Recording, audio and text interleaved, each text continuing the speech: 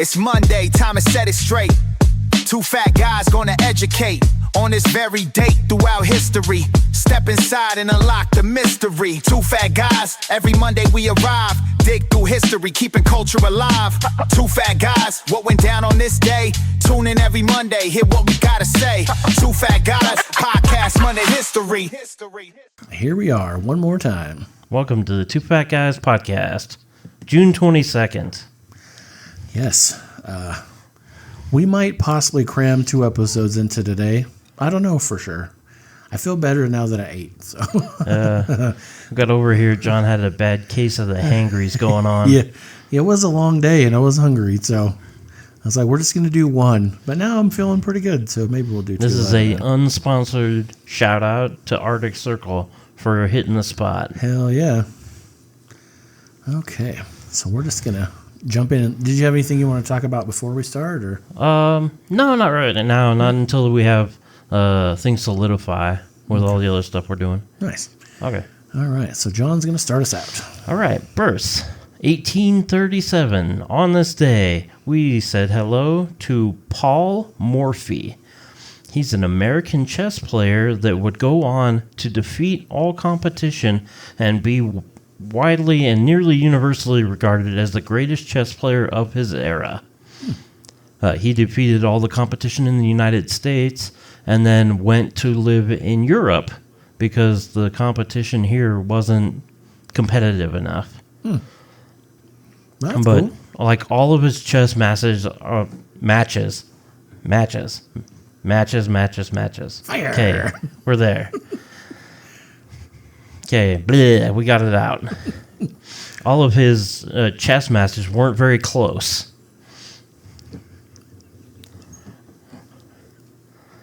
Okay. Stop laughing at. You're not supposed to swear. I have to remember to go back and cut this out. Oops, okay. 1892. Nathaniel Howell Furman was born. He was an American chemist who helped the electrochemical separation process for uranium-235 as a member of the Manhattan Project. Oh, wow. Yeah. That's cool. Hey, then got a doubleheader for 1903. Yes. The first one is John Dillinger. He was a gangster. He founded the Dillinger Gang in Chicago. He was accused of robbing 24 banks, allegedly, and killing a police officer, allegedly. His possible criminal activities spurred J. Edgar Hoover to create the Federal Bureau of Investigation. I thought that was pretty interesting. It was J. Edgar Hoover wasn't. He was a lead investigator, but they didn't have a department yet. So, yeah, that was something kind of cool. Yeah, for sure. And then something much more fun. On this day, 1903, Carl Hubble, King Carl, famous for his screwball, played for the New York Giants. And of course he did. He's a giant. That's why I have it. He was a 9-time All-Star and 1-time World Series winner. After his pitching career, he was immediately signed to work in the operation, and he stayed on as a part of player development. And then when the Giants moved to San Francisco, he stayed in New York and was a scout for the team on the East Coast. So, forever Giant. We like it. Nice. Okay, 1906. A kind of tragic one. It's Annie Morrow Lindbergh's birthday. She's an American aviator, along with her husband Charles. Tragedy shaped their lives after their son was kidnapped and murdered. The press frenzy around it was so great that for a time the couple moved to Europe, fled the country because they just couldn't be left alone to grieve. I thought that was particularly tragic. Not that the kidnapping and murder wasn't tragic enough. Yeah, right. But they felt so hounded that They had to flee the country. I don't know how much you read into it, but I saw that one and I didn't put it on purpose. They actually became Nazi sympathizers while they were in Europe. And it really tarnished their reputation. And when they came back to the United States, they had to rebuild she had to rebuild their reputation again. Mm-hmm. So I was like, wow, that was pretty crazy. I don't know why you would be a Nazi sympathizer. I mean, I don't care how bad it is in America. That's not a nice party. Well, no, but tragedy does things to your brain. For sure. So I don't know if the first Nazi you meet comes up and says, I'm so sorry to hear about your son's murder. Welcome to Germany. Yeah. True. And you're like, man, maybe killing all these Jewish people isn't so bad. That one guy was really nice. Yeah. It's kind of funny how that works, but it does work like that. It does. And I have 1936 as my first one. All right, Johnny finally getting on the board. 5-0, your go. Mr. Chris Christopherson, actor who starred in Semi-Tough but began as a country singer-songwriter, releasing hits like Why Me? He played the character Reed Haskett in the Dolphin Tales films. He attended Pomona College and was featured in Sports Illustrated for his college sports exploits. He is known for his songs Me and Bobby McGee and For the Good Times. I think that the first thing I ever remember him was Blade. Would have been The Highwayman before that for me. I didn't really like The Highwayman. I mean, I'm a huge Johnny Cash fan, of course, but I never really liked The Highwayman. I don't know why. I still don't really. Yeah. No, I like their stuff more than the individual works of most of the people. Mm-hmm. And then, you're like, oh, okay.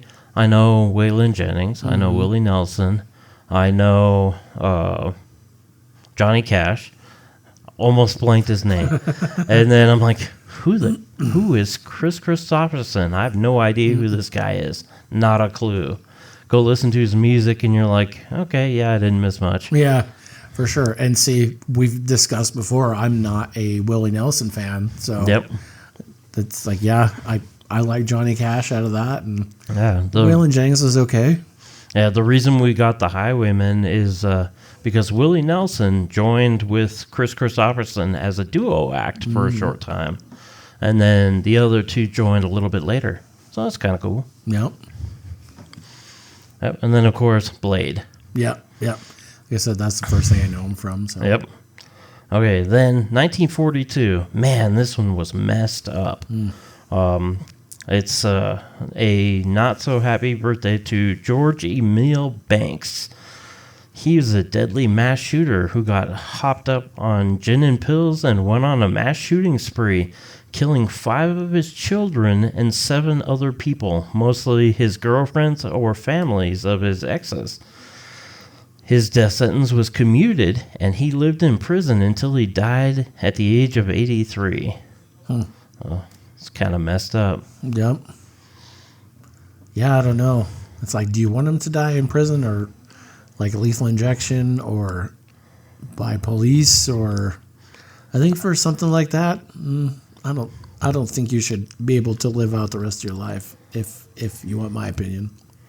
I don't think so either, but that was right around the time where they were arguing the legality of the Corporal death penalty. Yep. Okay, and then 1947, a much lighter topic. Say happy birthday to Pistol Pete Maravich, professional basketball player, widely regarded as the greatest college player of all time. He still holds the record for points per game in the men's division. He was recently surpassed by Caitlin Clark in the women's division. Nice. So he is not the all-time record holder in NCAA basketball anymore. But during his short 10-year NBA career, he had moderate success, making the All-Star game 5 times. So, and his career didn't really pan out. He was hampered by injuries in the way the NBA played, but still a very exciting player to watch. Yep. The point-a-minute man, that's what they called him. Yep, for sure. All right, I had 1949, Meryl Streep, legendary actress who won Academy Awards for Best Actress for Sophie's Choice and The Iron Lady, as well as for Best Supporting Actress for Kramer vs. Kramer. With a total of 20 Academy Award nods, she's received more nominations than any other actor or actress in film history. Her other well-known films include Mamma Mia, Out of Africa, The Deer Hunter, and The Devil Wears Prada. Yep. She received a Master's of Fine Arts degree from the Yale School of Drama. She was nominated for a Tony Award for Most Featured Actress in a Play for her role in A Memory of Two Mondays / 27 Wagons Full of Cotton in 1976. She earned her first Academy Award nomination for her role in the 1978 film The Deer Hunter with Robert De Niro. Yep.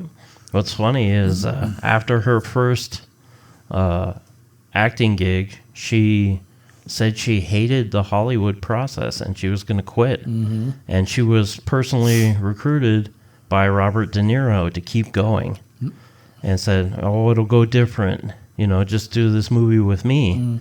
And boom, a star is born. That's a hell of a nomination, too. Oh, for sure. Yeah, he's great. She's great. Yeah, I think my favorite role with her was in not a very commercially successful movie, but I thought she was great in Death Becomes Her. Good movie. Yep. Good movie. Yeah, I didn't see a lot of success at the box office, but I thought it was hysterical, and she did so good at deadpanning it. Oh, yeah, for sure. Haha, da-doom-tsh. Yep. Okay. On this day, born in 1949, happy birthday to the Bionic Woman, Lindsay Wagner. Nice. Yeah. Oh, man. I love the $6 Million Man. Mm-hmm. I didn't watch the Bionic Woman so much, but, I mean, she was great on the $6 Million Man. Oh, yeah, for sure. Yep. Yeah, I watched all of those. The $6 Million Man, the Bionic Woman, the $6 Million Man versus the Bionic Woman. There was another one after that. What was it? I don't know. I'd have to look it up. But she was in that too. And yeah, she was great. It makes me think of the head detective on A Living Color. Yeah. He's like, what can you do for like $8 or whatever it was? And he was just the head, feet, and hands. Mm-hmm. God, that was funny. So good. Yep. And then on this day in 1952, happy birthday to Graham Greene. I don't know if you know who he is, but if you close your eyes, picture a Native American in a movie, it's probably him.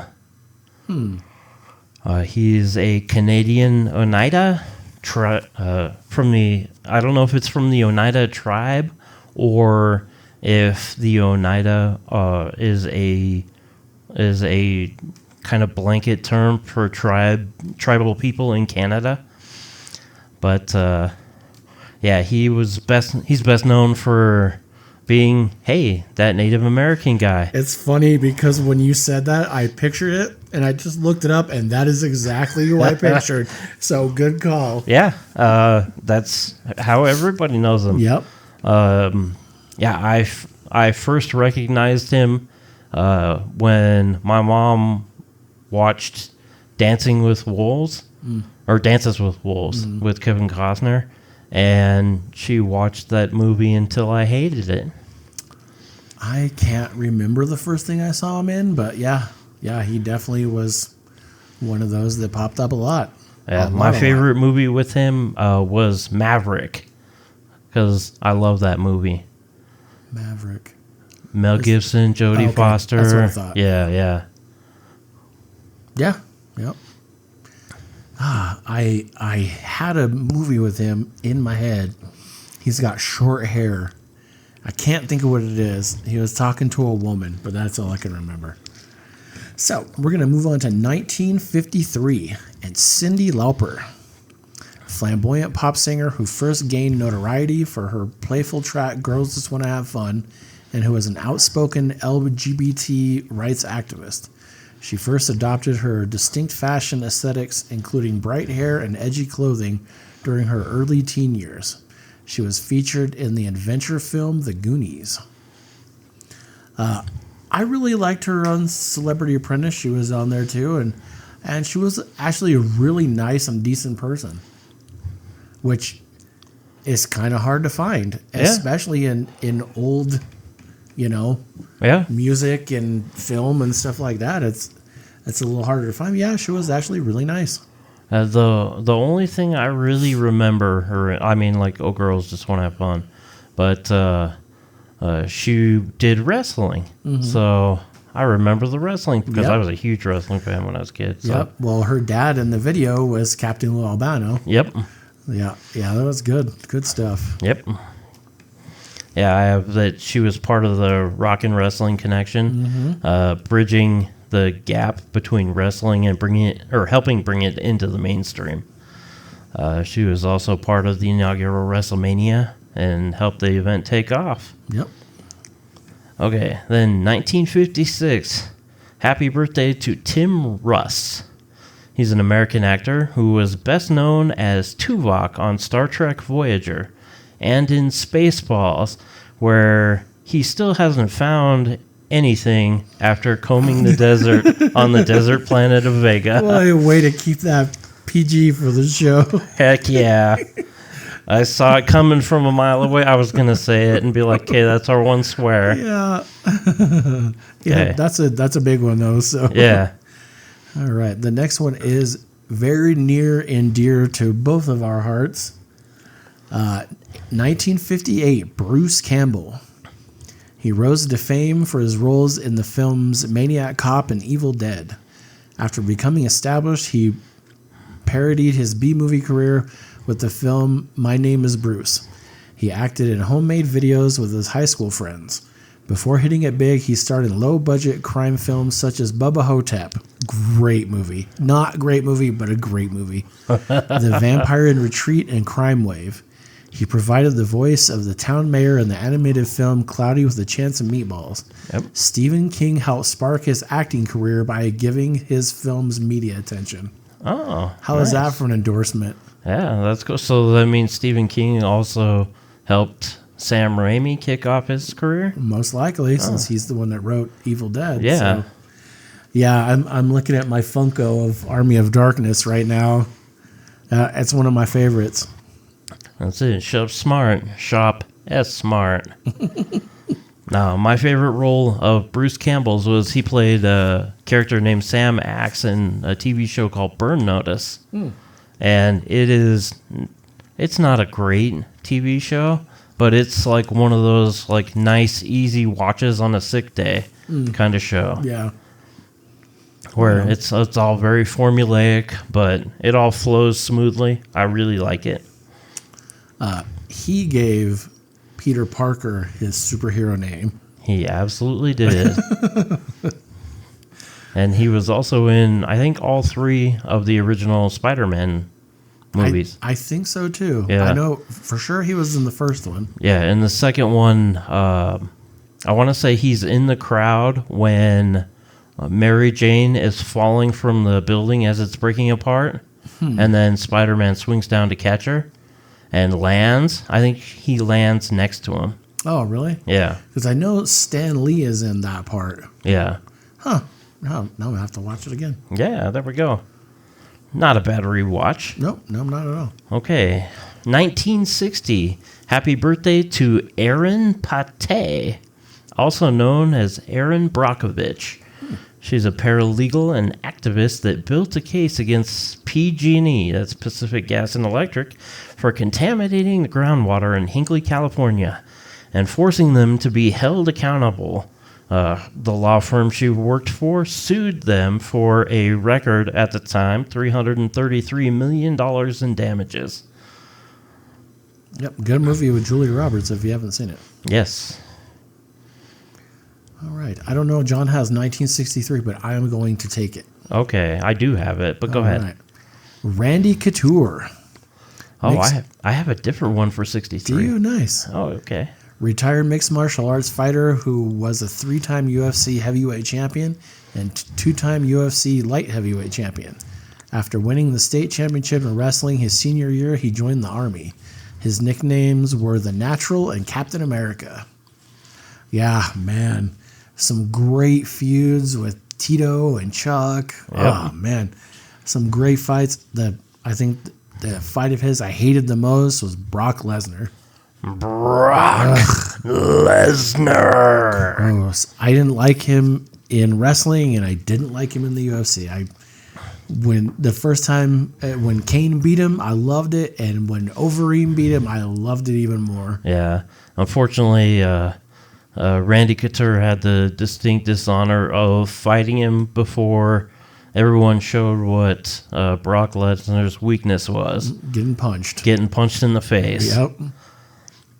Okay, so my 1963 Randy Couture could probably beat up.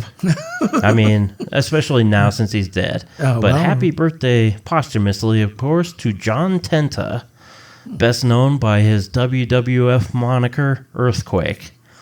He was an undefeated sumo wrestler before being forced or compelled to quit. He was going to rise through the ranks, but he was told he would have to laser off the tattoo on his shoulder. Because in Japan, it's taboo to have a tattoo showing unless you're a Yakuza.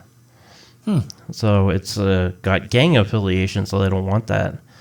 So rather than do that, he moved back to the States, became a monster heel in WWF. I actually met him. Oh, wow. At one of the WrestleManias. We didn't go to WrestleMania. We went to one of the house shows before where they do, it's kind of like a dress rehearsal. And he was back there, and he was he's a heel at the time, but he didn't like being a heel. Like a lot of them like being heels because then they don't have to talk to anybody. Right. But I talked to him. I mean, I was only like 6 or 7, but I talked to him for like almost an hour Oh, wow. because nobody else wanted to come talk to this big scary dude. And the big scary dude I didn't go talk to was Andre the Giant because he genuinely terrified me. By comparison, John Tenta was a much smaller man. Boy, in hindsight, you wish you would have talked to Andre. Well, I mean, Andre had tons of people around him. I'm It didn't matter if sure. he was a heel or not. Yeah. I'm sure. Okay, so 63 is done. 71's my next one. Go for it. All right. Happy birthday to Kurt Warner, American football player, the greatest Cinderella story in NFL history. He went from being undrafted to winning Super Bowl 34, leading the Rams on the greatest show in turf. What a player, man. He almost did it again with the Cardinals later in his career, leading them to a Super Bowl where they had it won. They had it won, man. He hit Larry Fitzgerald for like a 68-yard touchdown. I was like, oh, they got it. They got it. But Steelers came back, and I think it was Plexico Burress that had that double toe tap in the end zone as the clock had like 2 seconds left on it. Oh, man, what a heartbreaker. Yep. But, yeah, Kurt Warner, he was a grocer clerk. Yeah. Yeah. How crazy is that? Yeah, you go from being a grocery clerk to signing a multi-million-dollar contract and winning the Super Bowl. Yep. So kudos to him for that. Well, that's like King Mo Lawal sold tires before he got into MMA. Yep. They saw him and they're like, "What do you do?" And he's like, "Oh, I sell tires." And like, "Well, not anymore." Yeah. I'm gonna come fight in. Man, what was it back then? Invicta? No, that's the women's. I can't even remember what the one. It didn't last very long. Yeah. That's where Ronda Rousey started too. That same one. I cannot think of the name of it, but yeah, that's where he started too. And yep, tires by day, beating people's ass by night. Hey, there you go. Okay. I can't remember. Did you have 73 also? Yes. Okay. Well, I'm going to take it 'Kay. because you've had a lot. So. Yeah, that's cool. And it might not be the same one. Who knows? Carson Daly, host of MTV Total Request Live, who later got his own late night show, Last Call with Carson Daly. He graduated from Santa Monica High School, where he was a part of the varsity golf team, which is funny. I wouldn't think golf, but well, whatever. He hosted MTV's Total Request Live for many years before hosting his own late talk show, and he once campaigned to make St. Patrick's Day an official holiday. It's like, well, I mean, it is a holiday, dude. Not the kind you're talking about, but I mean, it might as well be. Yeah, it's the green beer holiday. Yeah. What more do you want? It's that everybody gets drunk because everybody's Irish on that day. Yeah, no. If I had to take a guess, if asked, looking at Carson Daly, what sport he played, golf would be pretty high on the list. Yeah? He's not a very physically imposing guy. No. But no, he also worked as a producer and produced several other shows. I thought that was cool. Yep. I didn't know that. Yeah, I didn't know he did a bunch of stuff behind the scenes for MTV too. Yep. And I don't think you had any more, did you? No, that was my last burst. So I have two more. Okay, go for it. 1974, Donald Faison, actor best known for his role as Dr. Chris Turk in the NBC series Scrubs. He also had a supporting role in the film Clueless, later reprising his role for the TV series of the same name. His other films include Remember the Titans and Kick-Ass 2. In 2016, he began hosting the game show Winsanity. He first appeared on a Folgers coffee commercial at age 17. He played the Jock Murray in the 1995 comedy film Clueless. I don't know if you ever saw Clueless. Not on purpose. Same. I am getting really tired of the, what is it, Verizon or T-Mobile or whatever it is, commercial he does with Zach, the white dude from Scrubs that he was always teamed up with in Scrubs. Oh. Did you ever watch it? No. Yeah, they do. It's T-Mobile. I'm pretty sure it's T-Mobile. Oh my God, it's so annoying. It's on all the time. I haven't seen it.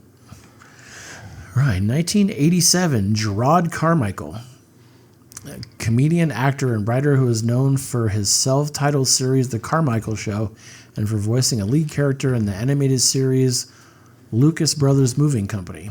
In 2022, he gained critical and audience recognition for his comedy special Rothaniel.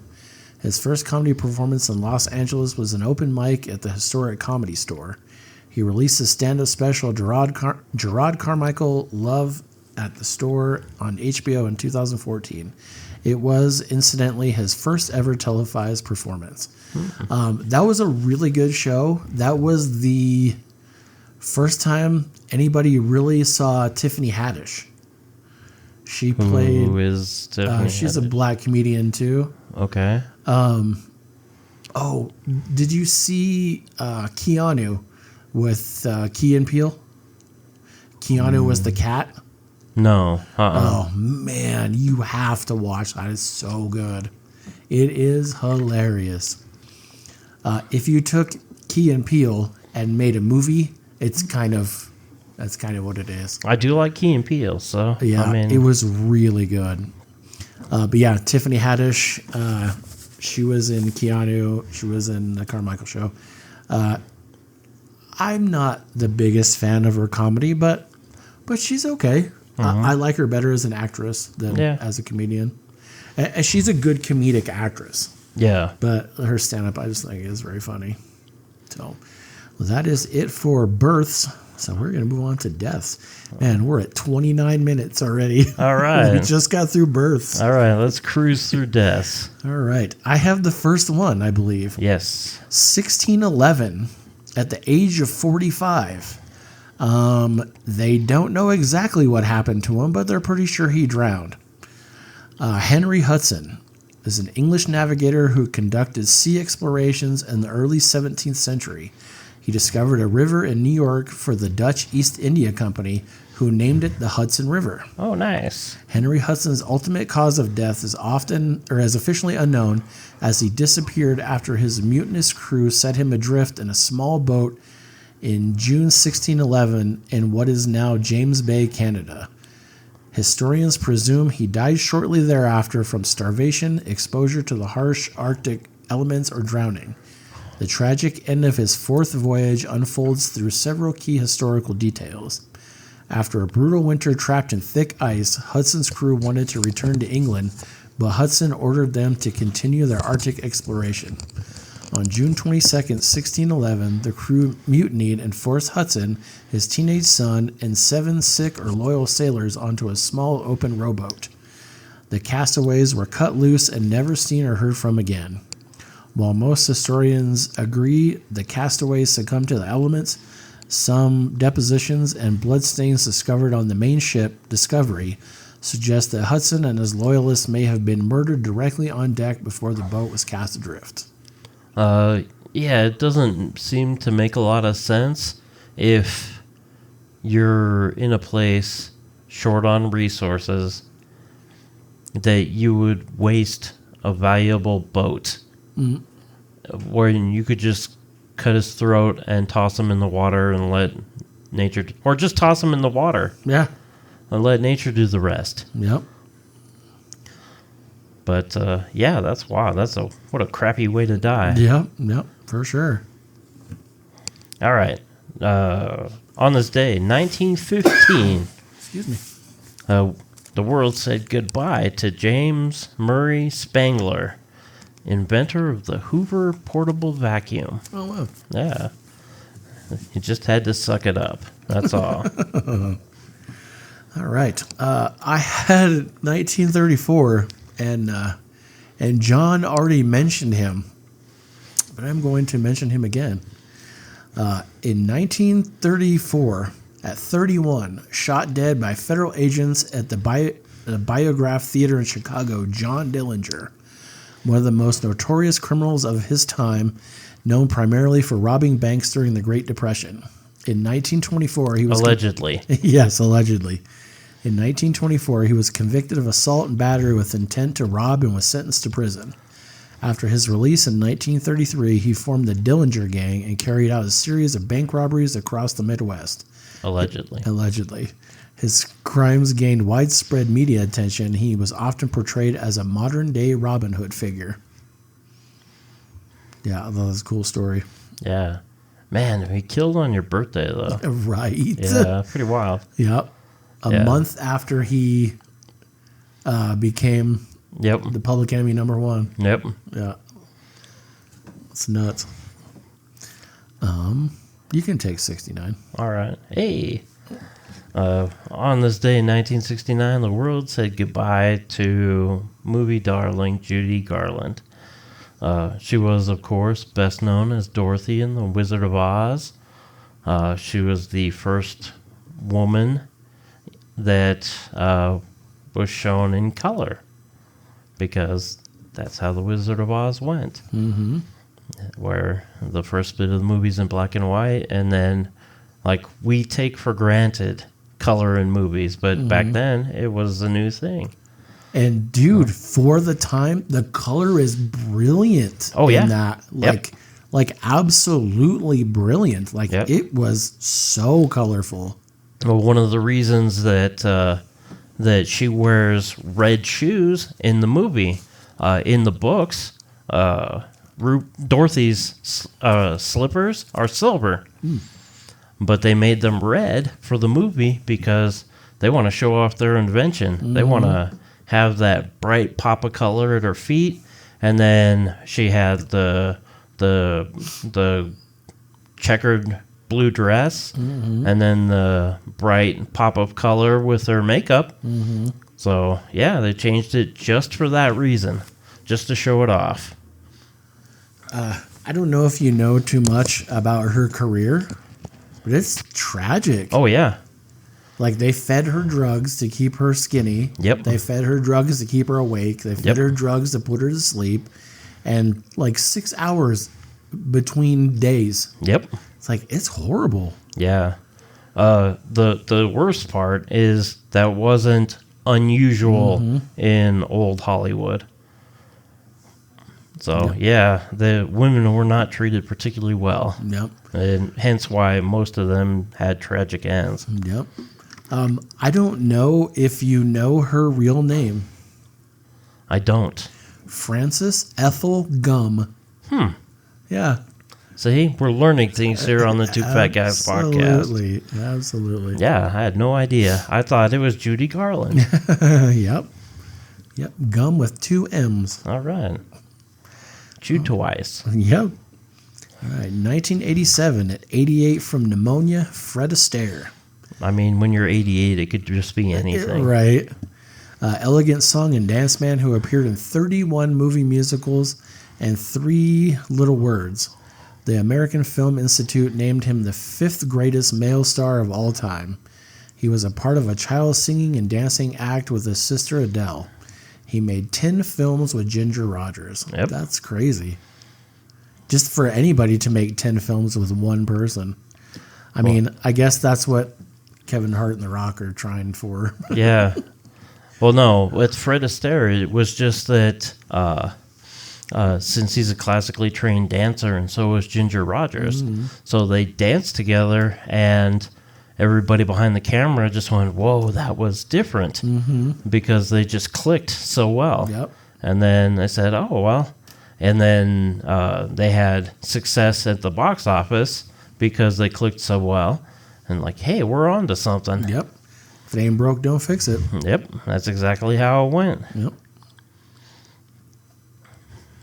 All right.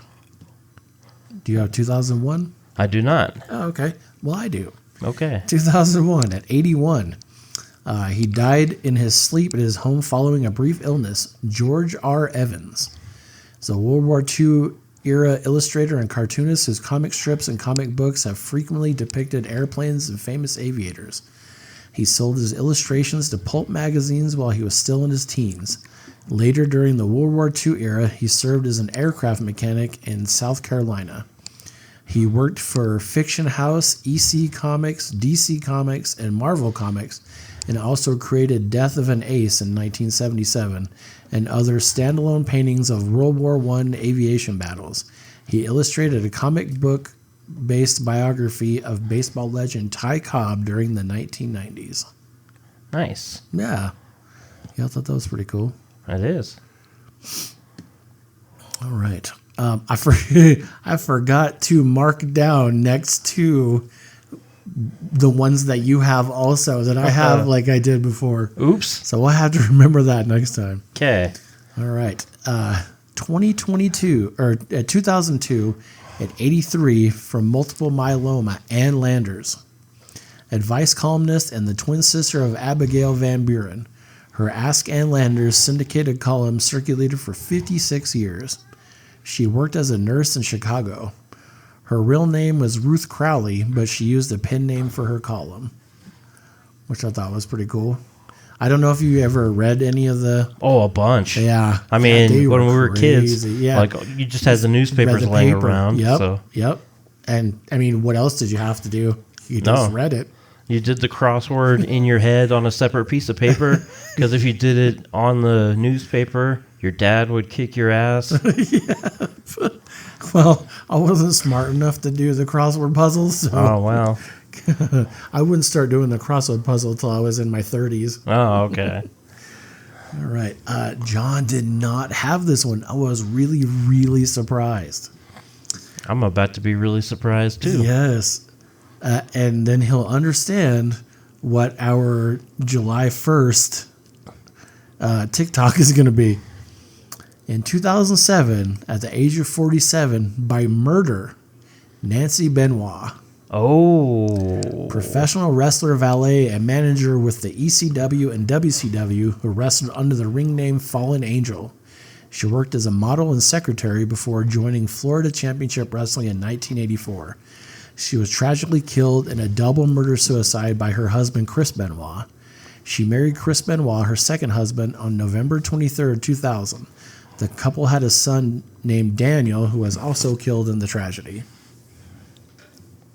Yeah, that was That was a oh, wild man. time. Yeah, that was a rough couple of days for WWF. Yep. Yeah, because he killed her first on the 22nd. On the 23rd, he killed Daniel. And the 24th, he killed himself. Yep. Like, man, that was no And then bueno. WWF just decided, oh, hey, we'll do this touching Raw tribute or Yeah. touching tribute on Monday Night Raw. Yeah. And it was never seen again. Yep. Yep. I mean, unless you had it downloaded or on VHS or something, but yeah. Yep. You can still find it on the internet, but Oh, yeah. But yeah, that was wild. I'm surprised I missed that one too. yep. Yeah, when you said you didn't have it, I was like, wow. I was surprised I saw it. The Benoit caught my eye, and I was like, oh. I was like, oh, wow, that was this time of year. Yeah. Benoit. Wow. Yeah. Yep. Okay. Are you going to let me take 2008, or are you going to take it? Okay. It's your dad. It is. Of course you're going to take This it. is my real father, not my biological, but my real father. In 2008, at the age of 71 from heart failure, George Carlin, considered by many to be the greatest stand-up comedian of all time, which I don't know why it's many and not all. He put out 14 stand-up comedy specials for HBO in his career and was the first host of Saturday Night Live in 1975. He was posthumously awarded the Mark Twain Prize for American Humor in 2008. He was court-martialed multiple times while working as a radar technician in the Air Force. He started his career in radio with Jack Burns, working for radio station KXOL in Fort Worth, Texas, as a comedy duo. Winner of 5 Grammy Awards, he first rose to fame for his infamous 7 Dirty Words comedy routine, which he first performed in 1972 and which was central to the 1978 U.S. Supreme Court case FCC versus Pacifica Foundation. In 2006, he voiced the character Fillmore for the animated feature Cars. I am fairly certain that my first 7 words were the 7 dirty words you can't say on television. Yeah. And I still know them to this day. I can do that entire routine start to finish, as I can with most of his albums. Yeah. As soon as I start it, I'm going through the whole thing. Oh, yeah. Well, yeah, we quote George Carlin weekly, sometimes daily. Yeah. But yeah, a lot. Yep. Yep. Yeah. That was a sad day for sure. I'm sure it was. Yeah. For sure. All right. And John, did you have 1 or 2 2015s? I have 1. Okay. So. And I have the other, so go ahead. All right. This one was kind of sad for me. On this day, we said goodbye to James Horner. He was a film composer and widely considered the second greatest film composer of his time.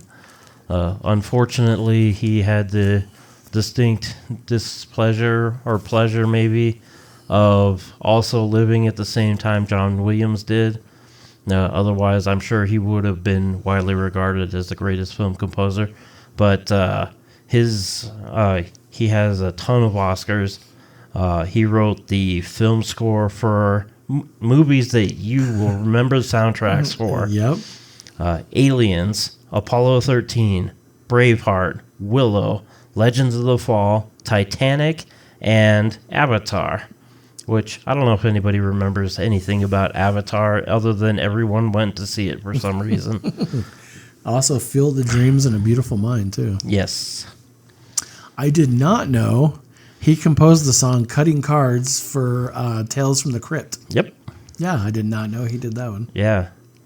Yeah. Well, like, Willow was my favorite movie when I was a kid, and part of the reason it was is because I love the little piccolo sound, like, bit in the soundtrack. It really caught my ear. And I would just listen to that, like, on the way to school every day when I walked down to the bus stop. Okay, I will do the other 2015. This is one I was also surprised John didn't have. Okay. At 53, he passed away in his sleep at his home in Chiloé, Virginia, just a day after being involved in a car accident. Buddy Landell. Nature Boy Buddy Landell was a prominent heel in the 1980s and 90s. He was known for his exceptional promo skills, in-ring charisma, and his adaptation of the flamboyant Nature Boy persona. Landell was remembered as one of wrestling's great what-ifs. While personal struggles kept him from sustaining a permanent spot at the very top of the major promotions, his natural charisma, quick-witted microphone work, and sharp in-ring psychology earned him deep respect from peers and fans alike. Most of his persona was ripped off by Ric Flair. Yep. Woo! Yep. Yep. All right.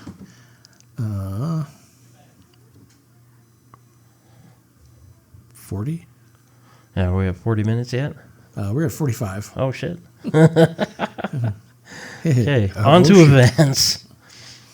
I still have a couple of... Okay, rapido. Okay. In 2018, at 54, he died in his sleep from natural causes. Vinnie Paul, co-founder and former drummer of the heavy metal band Pantera. He also co-founded the group Damage Plan. He grew up listening to country and rock music. He was raised in a Protestant household. Who wrote that? Has also worked with the hard rock group Hell Yeah. Hell no. His father was a country musician and producer. He founded Damage Plan with his younger brother Dimebag Darrell. He was joined in Pantera by Phil Anselmo. Imagine being the one in Pantera that dies that no one really remembers. Right? In 2020, at 80 from cancer, Joel Schumacher, film director who rose to fame in the 1980s for movies such as St. Elmo's Fire and The Lost Boys. He would go on to find box office success with the big-budget studio pictures Batman Forever and Batman and Robin. He attended Parsons, the New School for Design. His final directing credits were several episodes of House of Cards. House of Cards was really good. Yeah? It was. I never watched it. I don't know if you saw it. It was a political drama show with starring Kevin Spacey and The Princess Bride. Yep. Robin Wright. It crashed and fell on its face after Kevin Spacey had the charges leveled against him. He was essentially just written off the show immediately. Yep. Like, oh, hey, he died, and I'm taking over. Yeah. Yep. All right. In 2022, 55, he died in his sleep. Tony Siragusa, former NFL defensive tackle for the Indianapolis Colts and Baltimore Ravens. The Goose. Yep. Who won a Super Bowl with the latter. He later became a sideline reporter for NFL games on Fox. He passed away in his sleep at the age of 55. He was undrafted out of Pittsburgh but signed in the offseason with the Colts in 1990. He had a guest starring role in the HBO series The Sopranos. He played the character Frankie Cortese in 4 episodes of the series. All right. 2022 at 100 from natural causes, which, being 100. Alexander Jefferson, American World War II Air Force officer. He was a Tuskegee Airman of the 332nd Fighter Group, Purple Heart Medal, Michigan Aviation Hall of Fame inductee and author, Red Tail Capture, dies at 100. He flew 18 escort missions for the Red Tails before being shot down over southern France in 1944. He then spent 9 months as a prisoner of war in Germany. It's like, yikes. Yeah, all the Tuskegee Airmen were hardcore. For sure. Yep. Okay, now we're going to move on to events. All right. And I have the first one this time. Oh my gosh. It's a first on the Two Fat Guys show. Right? 1633. Oh, see, we both had this one. Yeah. Galileo Galilei recants his heretical position of the Earth orbiting the sun is at odds with the Bible and church teaching. Vatican apologizes in 1992 for how it handled the case. Yeah, he was actually forced to recant this by being tortured. So, the the holy offices in Rome definitely had some stuff to apologize for. I mean, they have a lot to apologize for. Oh, for sure. Okay, in 1839, on this day, Cherokee leaders Major Ridge, John Ridge, and Elias Boudinot were assassinated for signing the Treaty of New Echota. The treaty was hotly disputed, and because of it, the Cherokee were forced onto the Trail of Tears. So that's a pretty good reason to kill them. Right. Because that was not a good time. Speaking of having things to apologize for, we Americans have definitely done our part. Word. In 1847, the first ring donut is supposedly created by Hanson Gregory. Thank you, Hanson Gregory. You the man. We love you. Yep. That's from Two Fat Guys. In 1865, the CSS Shenandoah fires the last shot of the American Civil War in the Bering Strait to indicate surrender. Nice. Yep. All right, 1870. The Department of Justice is created by Congress and signed into creation by President Ulysses S. Grant. Most of the first years that they had were spent prosecuting Ku Klux Klan members, netting 600 convictions and seeing the sway of the group largely fall off. Good job, guys. Way to go after a bunch of people who deserved it. Yep. All right. 1911, we had the second Battle of Tijuana. I didn't know there was a first one. But hey, in this one, Colonel, I'm going to butcher the name, Celso Vega defeated American John Mosby, who was leading the rebel liberal forces of Mexico. From this, we have what is largely considered to be the Mexican Independence Day. Mm-hmm. All right, 1922, the Heron Massacre. 19 strikebreakers and 2 union miners are killed in Heron, Illinois. I don't know if you know anything about it. So they went on strike, and so the strikebreakers, I mean, they were scabs, is what you call them now. Yeah. When they went to work, the union workers killed them.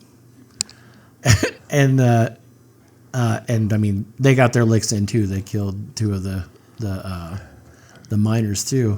Violence ensued. Yeah, it's Wow. crazy. That is pretty wild. Yeah, it's like, man, I mean, these people are just trying to earn a living. You're striking. So, I mean, you obviously didn't want to. They had their warning. Yeah, I mean, I guess. When you said we're striking, they didn't just mean not working. Yeah, for sure. I mean, they catch these hands too. I had another one for 1922. Yeah? Yeah. Go for it. So, on this day in 1922, British Army Field Marshal Sir Henry Wilson was assassinated by 2 gunmen from the IRA. This act would spark the Irish Civil War and lead to the establishment of a separate Irish nation. So, yeah, that was a big one. Nice. Yeah. I don't know how many you saw, but they were a ton of boxing things. Yeah. I was like, wow, there is a ton. 1937, challenger Joe Louis KOs James J. Braddock in the 8th round at Chicago's Comiskey Park for the World Heavyweight Boxing title. No shame in losing to Joe Louis. Right? And then 1938, Joe Louis scores a stunning first-round KO of German Max Schmeling at Yankee Stadium in New York to retain his World Heavyweight Boxing title. I just think it's cool that it was a year apart. Yeah. Exactly 1 year apart. And that's it. Doing some striking of his own. Absolutely. All right. John's going to have something to say about this, but this is my deep dive. So he wants to give a shout out. Okay, my shout out goes to Sherb Noble and Alex and John McCullough. for opening the first Dairy Queen in Joliet, Illinois. As a lover of ice cream and Blizzard treats, I would like to personally thank them for their contribution to my obesity. Absolutely. This is the very first Dairy Queen opened on June 22nd, 1940 at 501 North Chicago Street in Joliet, Illinois. It was opened by Sherwood Sherb Noble along with inventors John Grandpa McCullough and his son Alex, after a successful all-you-can-eat soft-serve sale proved the revolutionary treat was a massive hit. John McCullough frequently referred to the cow as the queen of the dairy business, which directly inspired the iconic name. They specialized in a revolutionary frozen dessert, continuous flow soft-serve ice cream, dispensing it into cones, pints, and quarts. The Joliet store made $4,000 in its first season, prompting Noble to open 9 more locations within the very first year. I mean, $4,000 in 1940 was a lot. Oh, yeah, for sure. The menu started simple but grew significantly over the decades. Malts and shakes debuted in 1949, banana splits in 1951, the iconic Dilly Bar in 1955, and the legendary Blizzard wasn't introduced until 1985. Happy birthday to me. Yeah, I remember when the Blizzard came out. Yeah, I was only 5. I was 11. Yep, absolutely. All right, and John has the next 4. All right, so we're going to just kind of go through these real quick. I was going to do a deep dive on this one, but we're pressed for time. So 1941, Operation Barbossa begins. And Johnny didn't know what this was, so he's going to learn a little bit too. Operation Barbossa is when Nazi Germany and its allies launch a massive invasion of the Union of Soviet Socialist Republics. The Eastern Front would become the largest and costliest land war in history, claiming millions of lives. The Battle of St. Petersburg was the bloodiest single conflict in history, and the failure to capture Moscow is one of the largest reasons for the Axis downfall, as their resources petered out in the Soviet winter. The Soviets were able to organize and a massive counterattack where they overran the German front line and rolled it all the way to Berlin. Wow. Yeah. Nice. Yeah. So we're going to... 1942, the Pledge of Allegiance is formally adopted by Congress. And then in 1944, President Roosevelt signs the Servicemen's Readjustment Act, which would come to be known as the GI Bill, to help pave a path for young men to reintegrate into civilian life after the war. Then in 1945, we celebrate the end of the Battle of Okinawa. It ended with an American standard being raised over the island. It was the fiercest and bloodiest battle in the Pacific Theater. Wow. Yeah. Okay. In 1955, Walt Disney's animated film Lady and the Tramp was released. Wow, here's the big surprise. I haven't seen it. No, wait, I take that back. I have seen it one time. And I was relatively young at the time. So I don't Okay, we're really going to Clockwork Orange Johnny and make him watch all the Disney movies. It's going to be a marathon. Yeah. In 1961, Major League Baseball's Chicago Cubs' Ernie Banks ends 717 consecutive games played streak. That's a lot of games. It is a lot of games. That's one of those... I mean, that record was beaten by Cal Ripken, but it's one of those that it will probably never be reached again. Right. Yeah, not now anyway. Yeah. I mean, longevity in baseball back then was a lot more than now. Yep. Yeah, they just don't stay in it like they used to. Nope. 1963, Little Stevie Wonder, age 13, releases his first single, Fingertips. It was the first live non-studio recording to go to number 1 on Billboard. Oh, wow. I didn't know that. That's cool. Yep. In 1969, Cleveland's Cuyahoga River catches fire due to pollution. Wow. Wow, I missed that one. Holy cow! Well, I mean, it is Ohio. I mean, that's fair. No surprise. Sorry to any Ohioans listening. It's just your state sucks. That's all. Yeah. Okay, then in 1978, astronomer James W. Christie discovers Charon, a tiny satellite or moon orbiting Pluto.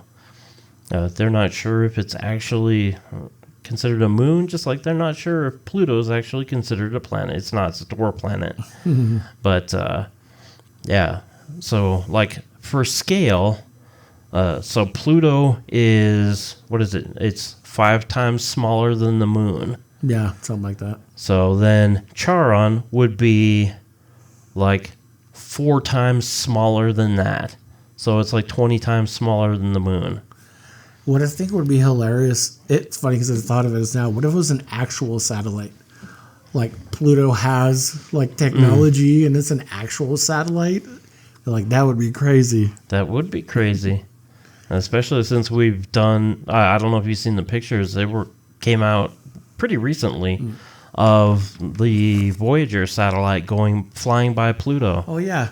Yeah, I did see that. Yeah, it took 9 years for the images to come back. Yeah. That's crazy. Yeah, but they did, and it's cool. Our little dwarf planet out there has mountains, so that's neat. Yep. All right, you have anything for 86? I have 1981. All right. Mark David Chapman pleads guilty to killing former Beatle John Lennon. Lennon had it coming. With his peace and love. With his peace and love and beating the crap out of his wife. I mean, then you hear Yoko Ono talk and you're like, I get it. Without condemning, I get it.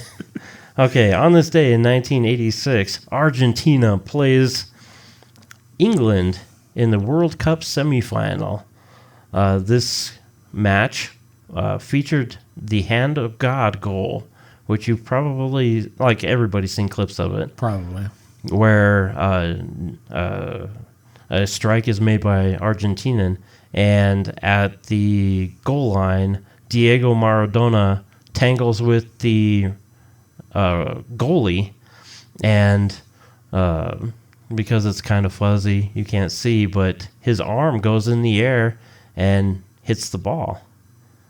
And it goes in, but it's supposed to be a penalty or a foul, so it's not supposed to count, but it did, because they're just like, oh, okay, well, whatever. He was tangled with the goalie, but yeah, it was called the Hand of God goal because it wasn't called, and then Argentina wins the match because of that. They won 2-1, and then they went on to win the World Cup a few days later.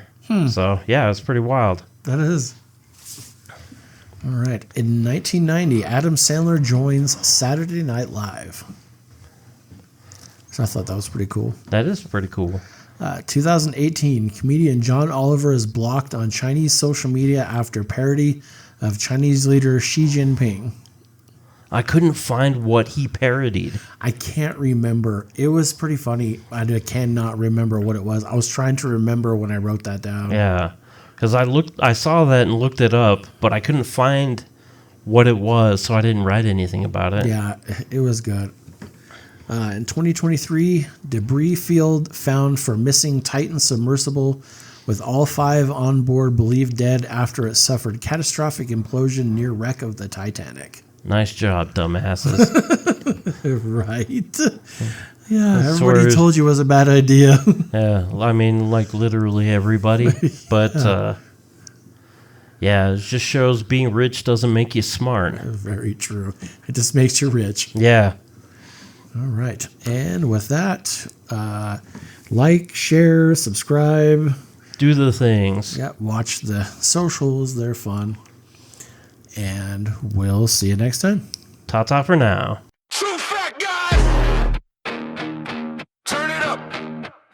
True fat guys! Yeah, you know what's up.